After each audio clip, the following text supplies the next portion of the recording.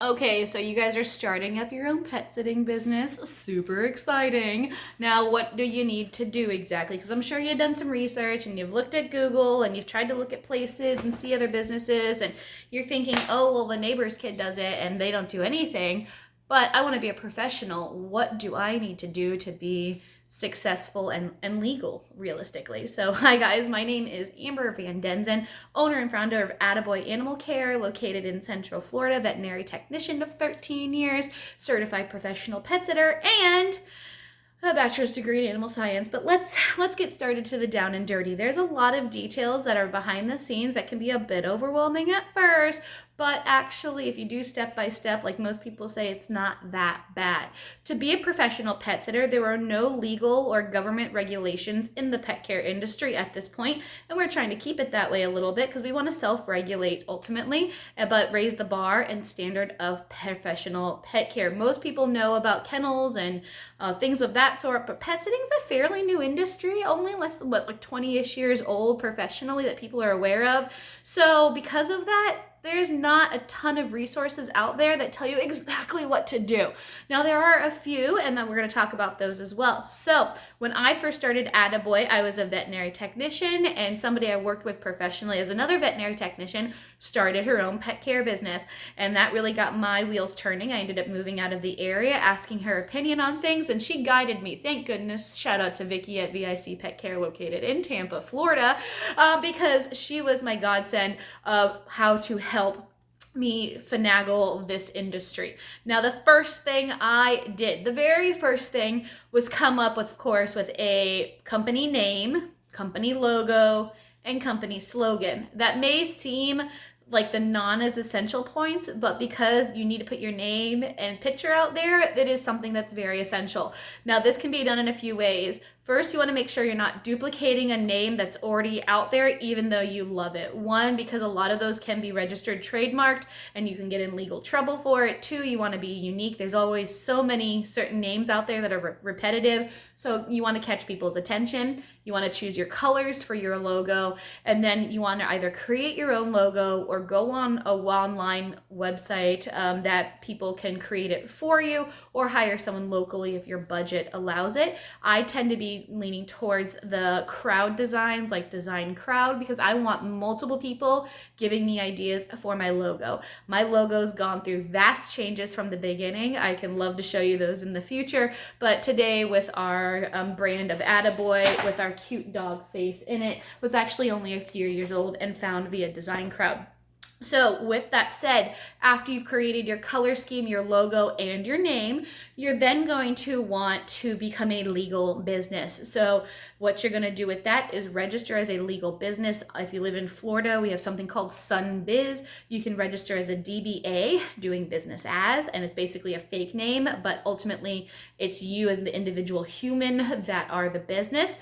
If you are, or you can do an LLC, which is what most companies do, and what I recommend you doing from the start, because if anything happens, they can't sue you individually, they can sue the business though. So your house won't be under a problem if anything happens. The next thing you want to do is make sure you do a county business license, aka tax license. Basically, you're paying tax to the county to have a registered business. So some cities also have that. So you may have a city business tax license and a county tax license. This is different from a professional business license where you have to go through testing standards to get a license to operate in that industry. We do not have that in the pet sitting industry at this point. The next thing you're going to want to do is start researching insurance and bonding. And how do you recommend that happening? Well, first you want to make sure you get an insurance policy. And how do you do that? Well, most of the time in the pet care industry, you have cheaper access to them by being part of a registered organization. Now, there's two main organizations. One is called PSI. Look at those. That's so pretty. And the other one is NAPS. PSI is Pet Sitters International, and NAPS is a National Association of Professional Pet Sitters. There are a handful of others as well, depending on your preference points, but those are the two most popular. One is for profit, one is nonprofit. But they give you access to an insurance company called BIC, Business Insurers of the Carolinas in the United States. And you don't have to be part of North or South Carolina to own the have the insurance, by the way. But they are the most popular, one of the most popular, if not the most popular insurance for pet sitters. They've been doing it for years and years and years. They understand the industry, and they don't fight back if you actually need to claim something on it, which is huge.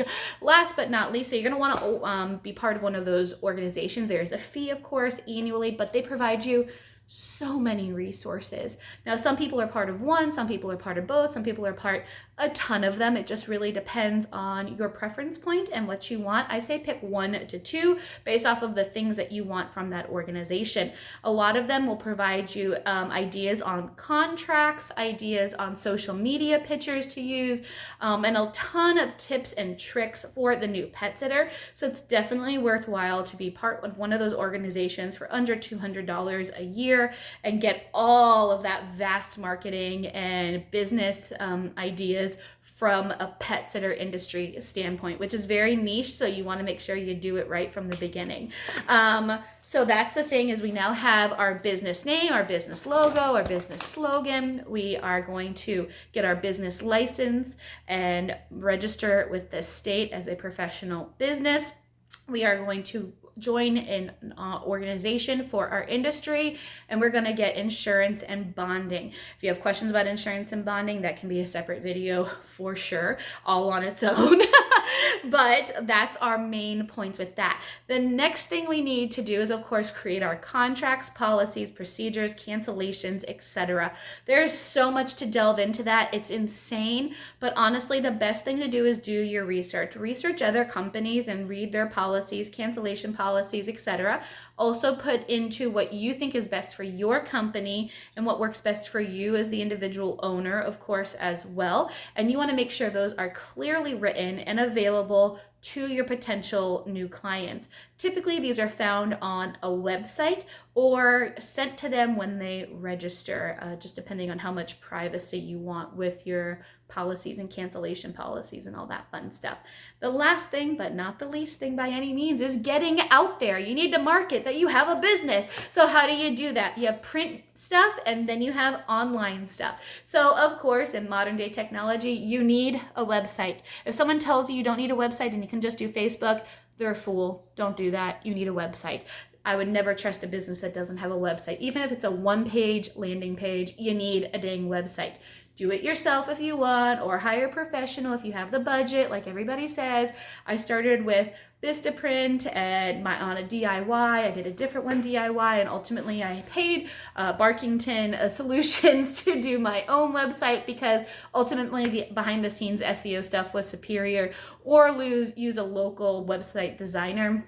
Ask them, tell them what you need, how many pages you want, etc. Tell them the out-the-door cost and the total timeline of it. You want it sooner than later. And then, of course, set up social medias. So this is based off of preference, of course, and what your avatar client is that you have. And if you don't have an avatar client, see our previous video about creating the right client for your business. But you are going to want to choose what social medias you want to be on. Currently, the most popular for businesses, for clientele research, of course, is getting on Google. If you don't have that already, you need to set up a Google My Business account so you show up on Google. Then you want to do some type of Facebook, because that is where most clients will start looking first, depending on the age bracket of the client.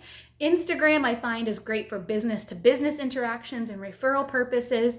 So that's definitely an option as well. And then, of course, you have your Twitter, your TikTok, your LinkedIn, your Indeed. The list can go on and on, but I would say choose your top 2 and then go from there, because if you're going to do it right, and then set those up with your business. You also need to create a business phone number. Now, you don't want your business to go to your personal cell phone for many reasons, but the easiest way to get a different phone number is either having a second line or a new phone specifically for your business, but then you have to finagle multiple phones, or you create something like a Google Voice option where it basically creates a shadow or fake ghost number that goes straight to your personal cell phone, but you can see it's a business call. You have a specific voicemail for your business. They can text the business directly and not get your personal information. Because how many times have I called companies,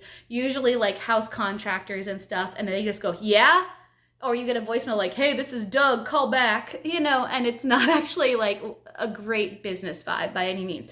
Google Voice is free to low cost. There's also a variety of other companies that do that option as well, but you definitely want some type of, VoP, voice over phone situation for your business. So there you go. Those are the top things that you need to start your business. Your business name, logo, slogan, colors, of course, those are important for external point of view. And then you want to do your business registration for the state, the county, and your city if you have it.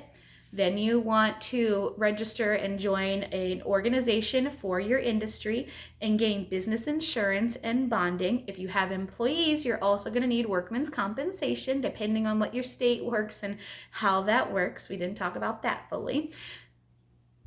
Then you're going to want to create your behind the scenes policies, cancellation policies and procedures, types of services that you want to offer, etc. So you know what type of client you are gearing towards and what type of client that you want, aka your client avatar. And last but not least, you need to start your marketing plan. So online, printed materials such as business cards or rack cards, referral based at vet clinics, etc. If you're curious about referrals, we have a video for that as well. Hope that helps, guys. If you have any questions, feel free to let us know. Good luck on the journey. It sounds overwhelming at first, but realistically, use a checklist. Get it done, one thing at a day, and you'll get this done in no time whatsoever. And realistically, most of this can get done if you actually have like a full week to do it, within a week if less. So it's definitely doable. And remember, guys, as we always say, our slogan is at Attaboy, happy pets, happy people. Bye-bye, guys.